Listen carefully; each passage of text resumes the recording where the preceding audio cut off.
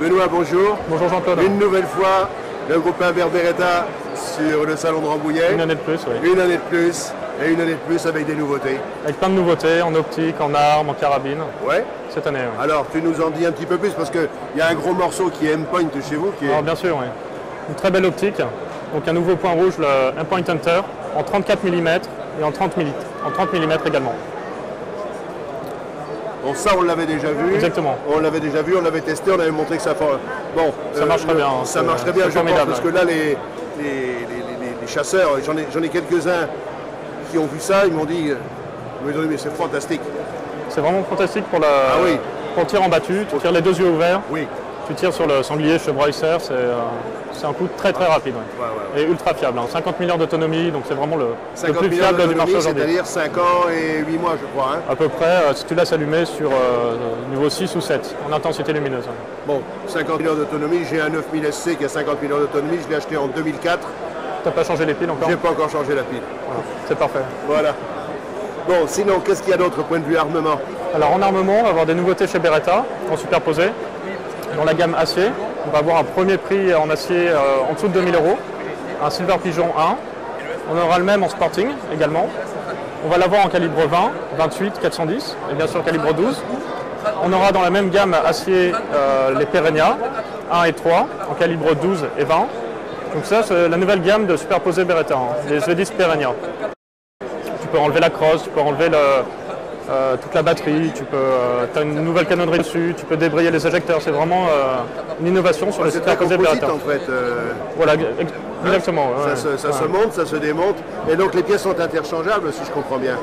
Les pièces peuvent être interchangeables, mais c'est surtout en fait la possibilité d'enlever très rapidement ta crosse, de pouvoir enlever ta batterie, de la nettoyer, de pouvoir débrayer tes éjecteurs. Pour le soir, tu vas à la passe, tu as envie de récupérer tes cartouches. Pour l'écologie également, c'est meilleur. Hein. Bien sûr, bien sûr.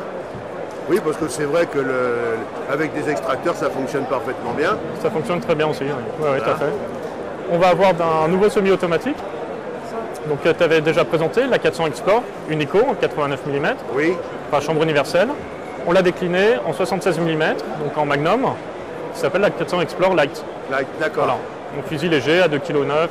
Un peu plus léger, mais c'est vrai que bon, la 76 est un petit peu moins brutale que la 89 quand même à tirer. Voilà, exactement. Encore que, bon, si la crosse est bien, si on a bien réglé la crosse, ça pose pas vraiment de problème. Oui, aujourd'hui c'est vrai que le tir en 89 mm, ça reste quand même, sur toute la côte française, dans certaines parties, on tire quand même beaucoup plus le 76. Hein, le 76 donc c'est pour ça qu'on l'a décliné en 76 mm, pour offrir un fusil un peu plus léger.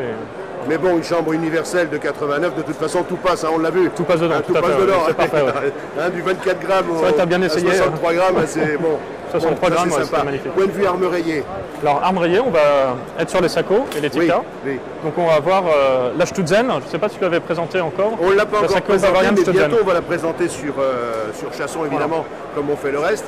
Je suis en train de finir, parce qu'on en a présenté quelques-uns du groupe. Et je suis en train de finir d'autres choses, notamment la fameuse 375 Ruger. Tout à fait, oui. Hein, donc ça c'est pareil, c'est un produit dans un calibre récent. C'est un petit peu différent, tout à fait, mais c'est un très bon calibre. C'est un très bon calibre, mais surtout de très très bonnes armes. De très belles armes, oui. Ruger, c'est quand même quelque chose de très important. Alors Jean-Claude, par contre, effectivement, on a une belle nouveauté chez Benelli. On a les nouvelles Argo qui sont arrivées. L'Argo, voilà. Oui. L'Argo Endurance. Endurance, voilà. Nouvelle Argo. Certaines choses ont été modifiées dessus. Oui. Le quadrillage, le fonctionnement a été légèrement amélioré. Oui. Et les organes de visée ont été modifiés. Oui. Donc je t'en ferai passer une pour que tu puisses la tester. Donc ça, on vous présentera la nouvelle Argo Endurance. Je l'ai déjà aperçu, cette carabine-là, c'est quelque chose de très sympa. Mais ça, il faut qu'on en reparle un petit peu plus longuement. Donc on l'a en bois, en synthétique. Et en synthétique, on va l'avoir de couleur verte. C'est sympa ça aussi. Qui est assez joli. Même couleur verte que l'on retrouve sur les Vinci. Sur le Vinci. Exactement. Voilà. Vert, marron et ça sur le Vinci. Ouais, ça va être super. Bon, alors ce tour d'horizon, on le fait brièvement parce que sur le salon, c'est vrai que tu es très occupé avec toute ton équipe. Bon, mais tout le reste, eh bien, on va vous en parler au fur et à mesure de l'année 2011. Et puis bon, sur 2012 aussi, parce que c'est relativement long pour installer tout ça. Merci Benoît. Merci Jean-Claude.